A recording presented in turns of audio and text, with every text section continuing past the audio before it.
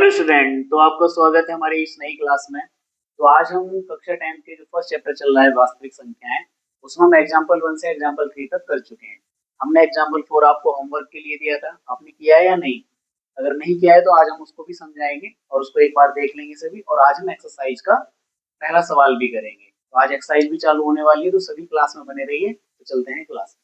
तो हमारा एग्जाम्पल 4 है संख्या 672 यानी 6, 72 और 120 का अभाज्य गुणनखंड विधि द्वारा एचसीएफ और एलसीएम हमको ज्ञात करना है। तो हमने जैसे कि आपने कल भी सवाल किए थे हमारी कल वाली क्लास में, तो सबसे पहले हम 6 के अभाज्य गुणनखंड निकालेंगे, क्योंकि विधि भी हमें अभाज्य गुणनखंड विधि लगानी है। तो 2 तिया 6 और 3 एकम 3, तो इसके आगे अब 72 के निकालिए। तो 2 से कटेगा 36 बार, 2 से कटेगा 18 बार, और 2 से कटेगा 9 बार, और 3 से कटेगा, 2 से तो कटेगा नहीं। हमें यहाँ सिर्फ प्राइम नंबर लेने हैं, जैसा कि मैंने आपको बताया था। 2 ले सकते हो, 3 ले सकते हो, 4 नहीं ले सकते, 5 ले सकते हो, 6 नहीं ले सकते। जो प्राइम नंबर है वही लेंगे, उन्हीं का डिवाइड करना है।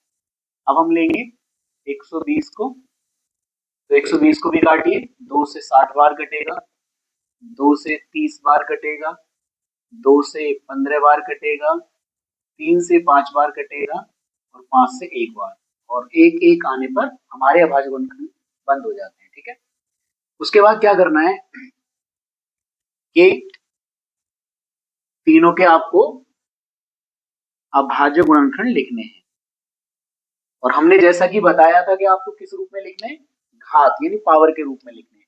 तो इसमें 2 एक बार आया हुआ है और 3 भी एक बार।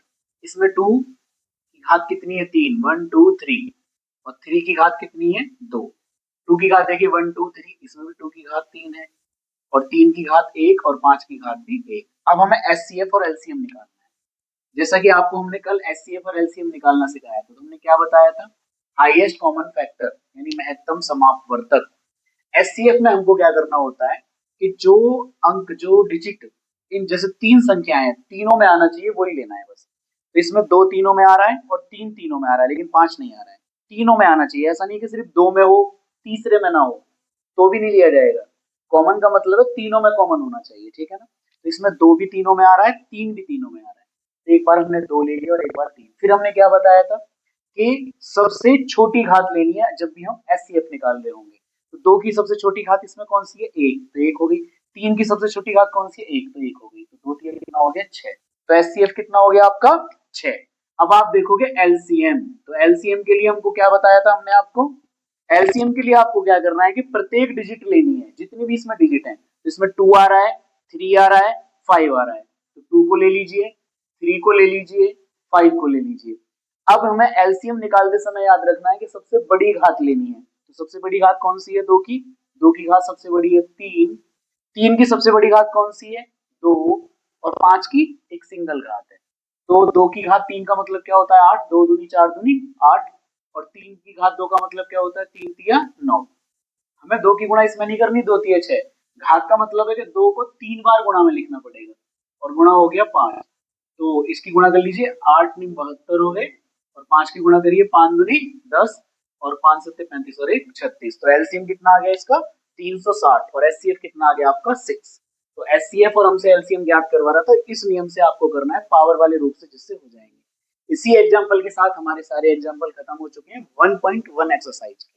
ठीक है, चैप्टर में और भी हैं, 1.2 एक्सरसाइज और है, उसमें एग्जांपल और भी हैं, लेकिन 1.1 एक्सरसाइज में इतने ही एग्जांपल है। तो अब हम चलते हैं अपनी एक्सरसाइज पर। ठीक है, एक्सरसाइज का पहला सवाल निकालते हैं। तो ये है हमारा पहला सवाल।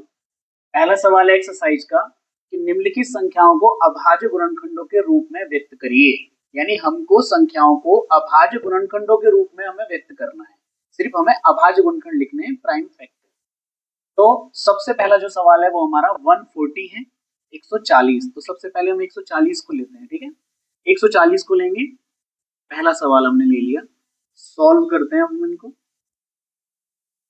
140 को लीजिए और इसके आप अभाज्य गुणनखंड निकालिए।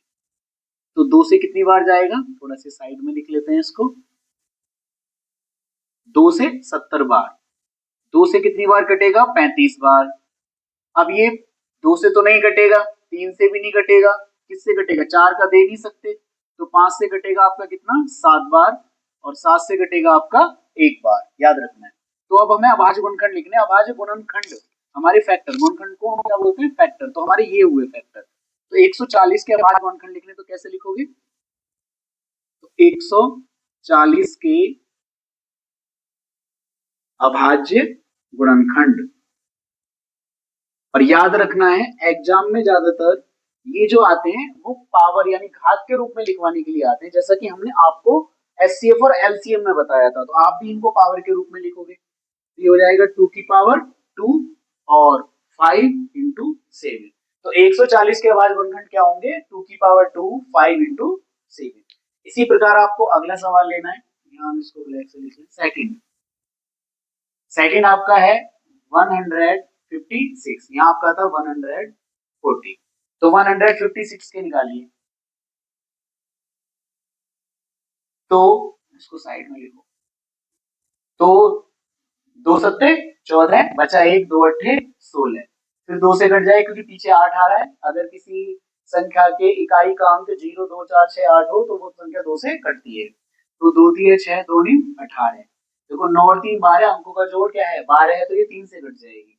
3 एकम 3 3 तिया 9, ठीक है। अब ये 13 किसी से नहीं कटता क्योंकि ये कैसा नंबर है, ये अभाज्य है यानी प्राइम नंबर है, 13 से कटेगा एक बार, ठीक है। तो इसके अभाज्य गुणनखंड लिख दीजिए।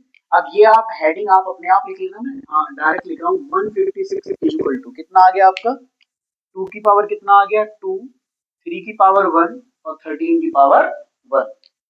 तो तीसरा सवाल है हमारा, तीसरे सवाल पे चलते हैं। तीसरा सवाल है आपका,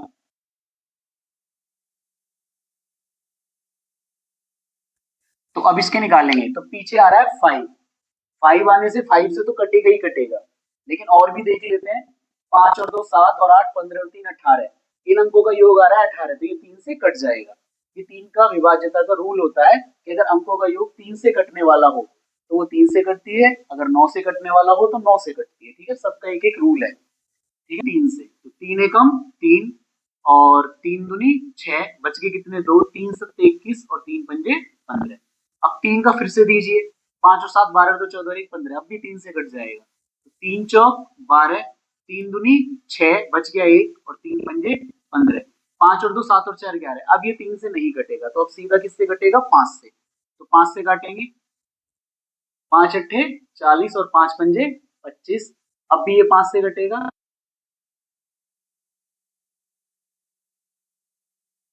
इसके अभाज्य गुणनखंड हमारे कितने हो गए 3825 के। घात के रूप में लिखने हैं, याद रखना है सभी को। तो 3 की घात कितनी हो गई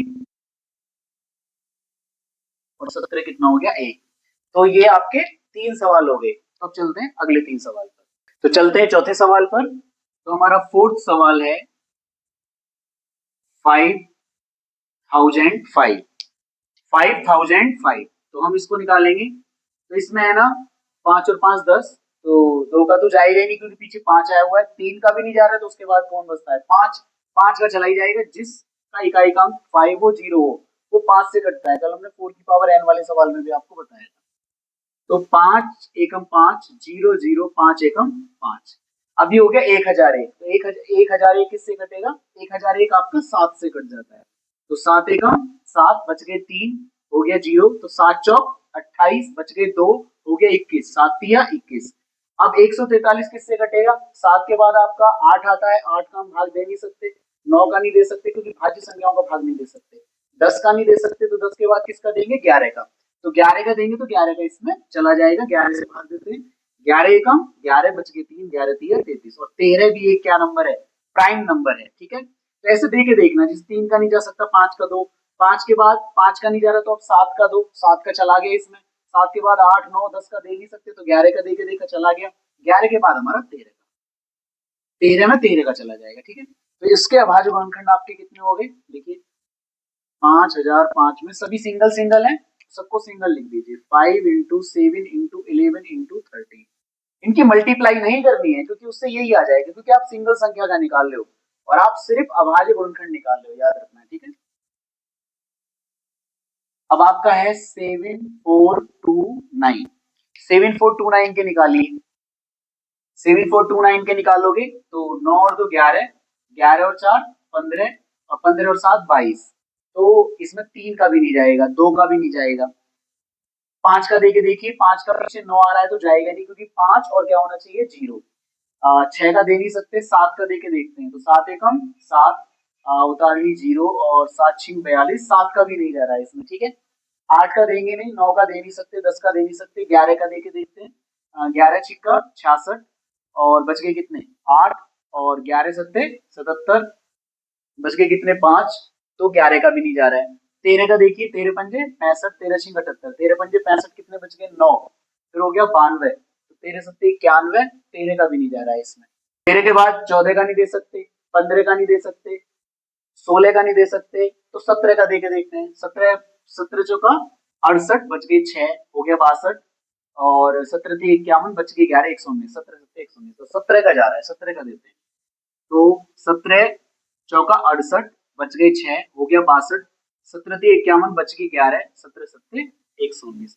अब 437 में थी 7 और 3 11, वो 7 और 3 सॉरी 7 और 3 11 नहीं, 7 और 3 10 और 4 14, तो 7 का भी नहीं जा रहा है, तो सॉरी 3 का भी नहीं जा रहा है। तो 17 के बाद 17 का दोबारा से देके देखें, 17 दूनी 34 और बच गए कितने, 17 दूनी 34, बच गए 9, 97 में नहीं जाएगा। 19 का, 19 दूनी 38, 19 का जा रहा है, तो 19 का दीजिए।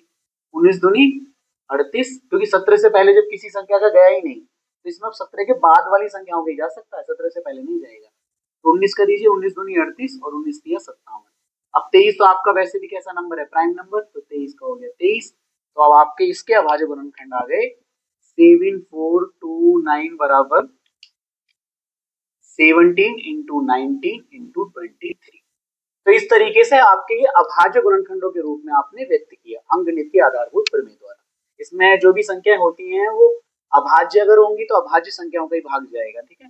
इसमें तीनों संख्याएं अभाज्य हैं जिनका भाग गया है, तो ये भी कैसी एक संख्या हो सकती है, अभाज्य तो नहीं हो सकती, क्योंकि इसमें 17 का भी चला गया, और जब इसमें संख्या में 17 का चला गया तो वो फिर अभाज्य नहीं हुई, याद रखिए, ठीक है। तो ये भाज्य संख्याएं होती है जिनके हम फैक्टर करते हैं अभाज्य गुणनखंडों द्वारा, ठीक है। तो अभाज्य गुणनखंड से अभाज्य संख्याओं का भाग देते हैं और उससे अभाज्य गुणनखंड हमारे निकल कर आते हैं। तो इस तरीके से आपके एक्सरसाइज का पहला सवाल स्टार्ट हो गया है और वो हमने यहाँ समाप्त भी कर लिया है।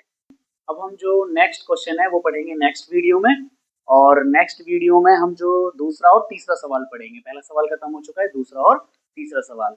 तो अगर हमारी वीडियो पसंद आए और आपको अगर समझ में आ रहा है तो आप हमारी वीडियो को लाइक कीजिए, सब्सक्राइब कीजिए हमारे चैनल को, और इसी तरीके से हमारी वीडियो में बने रहिए। हम पूरा 10th का सिलेबस आपको समझाएंगे बिना घबराहट के।